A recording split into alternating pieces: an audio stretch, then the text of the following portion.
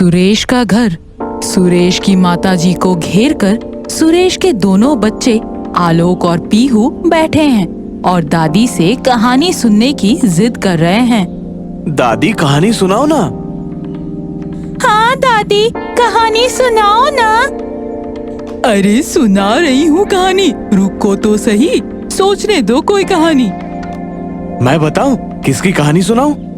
हाँ, तुम ही बता दो, किसकी कहानी सुनाऊं? दादी, आज तो मुझे भूतों की कहानी सुननी है। नहीं दादी, मुझे नहीं सुननी भूतों की कहानी। आलोक, तुम डर जाओगे अगर भूतों की कहानी सुनोगे तो। आलोक नाराज हो जाता है और दूसरी तरफ मुंह करके बैठ जाता है। कोई ना, मैं भूतों की कहानी ही सुनाऊंगी। कोई बात नहीं दादी, तुम सुनाओ भूतों की कहानी। आलोक और पीहू दोनों ही खुश हो जाते हैं और दादी कहानी सुनाने लगी। बहुत समय पहले की बात है। एक गांव कर्मपुर में एक वैद्य रहता था जिसका नाम सुमेर सिंह था। पूरे गांव में उसके चिकित्सा के कार्य की प्रशंसा की जाती थी। एक दिन की बात है, आधी रात के समय किसी ने उसके घर के दरवाजे पर दस्तक दी। सुमेर सिंह की आंखें खुल जाती है और अपने आप से ही बात करने लगता है। आधी रात में कौन हो सकता है यहाँ? लगता है मेरे मन का वहम है ये।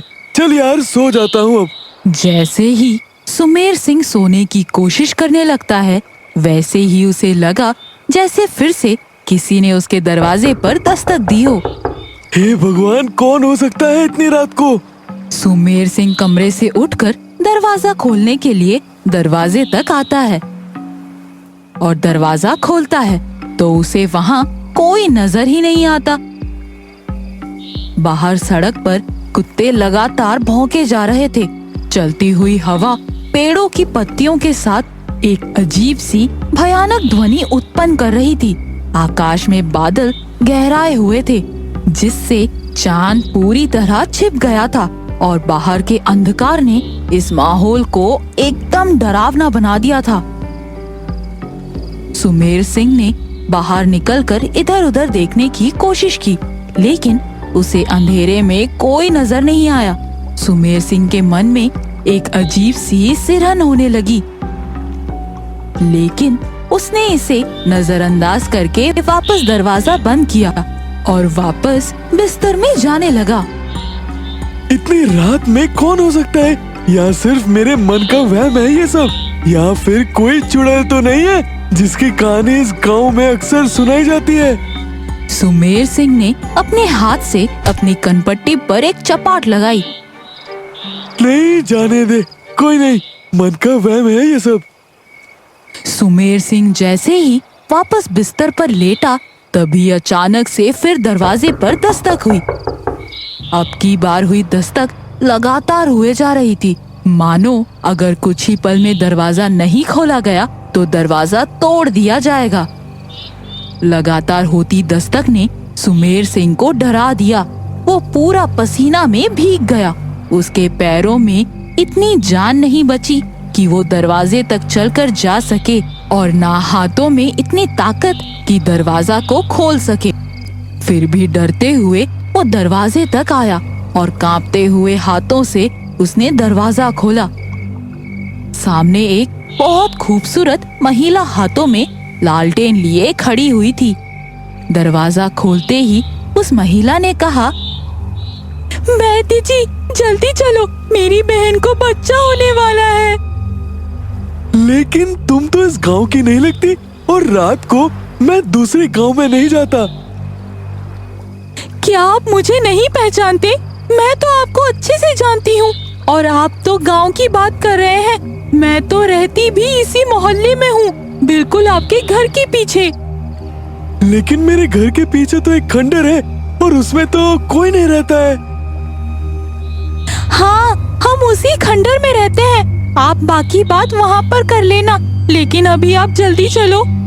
सुमेर सिंह बुरी तरह घबरा गया क्योंकि उसने सुना था कि उस खंडर में चुड़ैल रहती है। मैं कहीं नहीं जा रहा। इतनी रात में मैं कहीं नहीं जा रहा। किसने तुम्हें वैद्य बनाया, जो एक महिला के प्रसव पीड़ा को नहीं समझ सकता हो? पता नहीं उसकी आवाज में क्या था। सुमेर सिंह कांपते हुए शरीर के साथ उसके साथ चलने को तैयार हो गया। एक खंडर, रात में जगमगाती रोशनी, एक कमरे में प्रसव पीड़ा से तड़पती एक औरत, उसके आसपास बैठी 3 महिलाएं सुमेर सिंह को देखती हैं। बैठी महिलाएं खड़ी हो गई।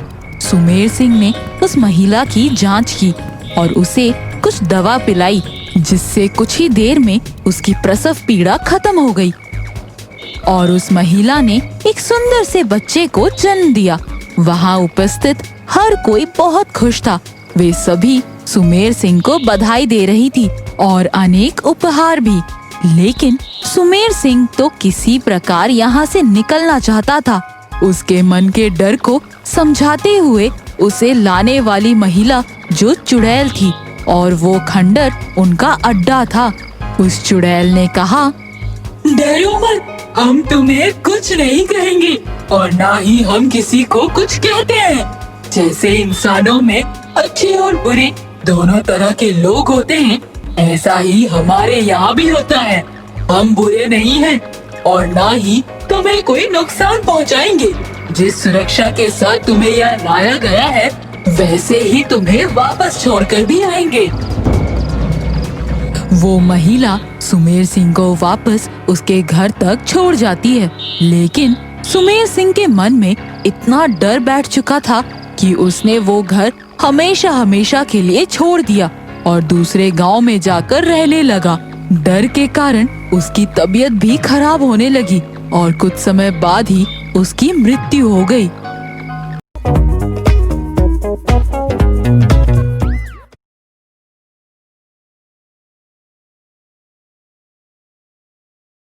शंकु दादा सबसे बड़ा दादा था शहर के अंडरवर्ल्ड का, और शहर भी कोई छोटा मोटा नहीं, बहुत बड़ा शहर, देश की राजधानी। उसका सबसे चालू दादागिरी था व्यापारियों से हफ्ते का वसूली करना, यानी कि हर हफ्ते व्यापारियों को उसे पैसे देने पड़ते थे, नहीं तो उनकी शामत ही आ जाती। एक दिन शंकु अपने साथियों के बीच बैठा हुआ था। उसका मसलमैन बासुकी बुझा बुझा सा अंदर आया। शंकु दादा, गड़बड़ हो रहा है। क्यों रे, क्या हुआ? भंडारी पैसे देने से आनाकानी कर रहा है। वही भंडारी ना, जिसका 10,000 करोड़ का प्रोजेक्ट है और जिसे झोपड़पट्टी वाले अपनी जमीन नहीं दे रहे थे। हमने जबरन झोपड़पट्टी वालों से जमीन दिलवाई थी। हाँ, वही दादा। उसको उठा लाओ अभी, अभी इसी वक्त। पहले के भी जमीन खाली करवाने के पैसे बाकी रखे। कहा था काम शुरू होने पर भिजवा देगा, लेकिन पैसा अभी तक नहीं आया। मुमकिन नहीं है दादा। क्यों? पता नहीं उसकी आंखों पर कैसी चर्बी चढ़ गई है। उसने पुलिस बुला रखी है। पुलिस कब तक रहेगी? उसे यहाँ इस शहर में काम तो करना ही है। शंकु दादा की शरण में तो आना ही पड़ेगा। उस दिन से शंकु के दिमाग में बात चलनी शुरू हो गई। कैसे बिना सामने आए हफ्ते की वसूली चलते रहे और आनाकानी करे तो उसे ठिकाने भी लगा दिया जाए। कई दिनों तक शंकु सोचता रहा। ए बासुकी। जी दादा। स्पेस रिसर्च सेंटर से साइंटिस्ट डॉक्टर सेन को उठवा लो और यहाँ ले आओ। लेकिन उससे हमें क्या लेना देना दादा? दादा से मुंह लगाते हो, आइंदा ऐसी गलती मत करना। जो कहा है वो करो। जी दादा। अगले दिन डॉक्टर सेन की कार को घेरकर बासुकी और कुछ गुंडों ने मिलकर डॉक्टर सेन को किडनैप कर ले आए दादा के पास। मुझे क्यों पकड़ लाए गुंडे लोग? जरा आराम से, हमारे लिए काम करना है डॉक्टर। तुम तो साइंटिस्ट हो, हमारे लिए हाथी के साइज का तितली बनाओ और उसके मुंह में सांप सा जहर होना चाहिए, ताकि वो तितली किसी को भी अगर अपनी जीभ से चाट दे तो उसकी उसी वक्त मौत हो जाए और मैं उस तितली की सवारी कर सकूं। अगर तू नहीं माना तो इस शहर के एक आदमी को हर रोज गोली से मारता रहूंगा। डॉक्टर सेन क्या करता? उसने अपना रिसर्च का काम शुरू कर दिया और एक ऐसे इंजेक्शन को तैयार कर लिया जिसको तितली को लगाने से तितली हाथी की तरह बड़ा तितली हो जाता है और जहरीली भी हो जाती है। डॉक्टर ने शंकु को बता दिया उसका प्रयोग सफल हो गया है। तितली तो हाथी की तरह हो जाएगी और जहरीली भी हो जाएगी, लेकिन क्या?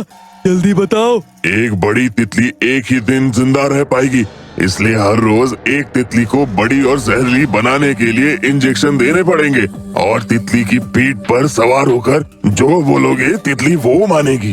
तो परेशानी किस बात की?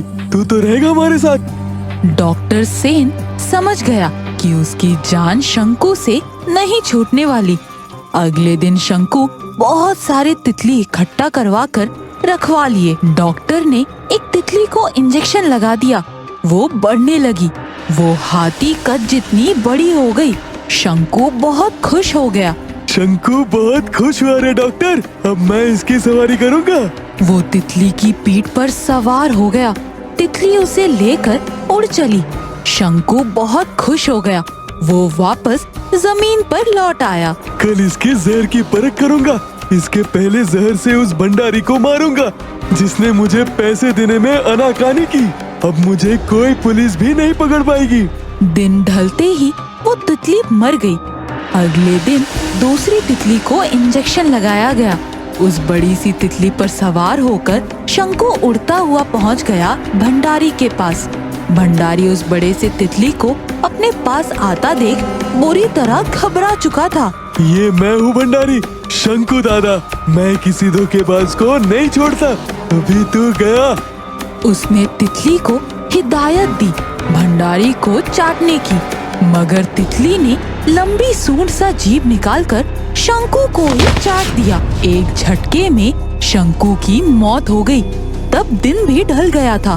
बड़ी सी तितली भी वहीं लुढ़क कर मर गई। और उस तरफ डॉक्टर सेन कह रहे थे, साइंटिस्ट को किडनैप करोगे तो यही होगा, गुंडा मवाली कहीं का।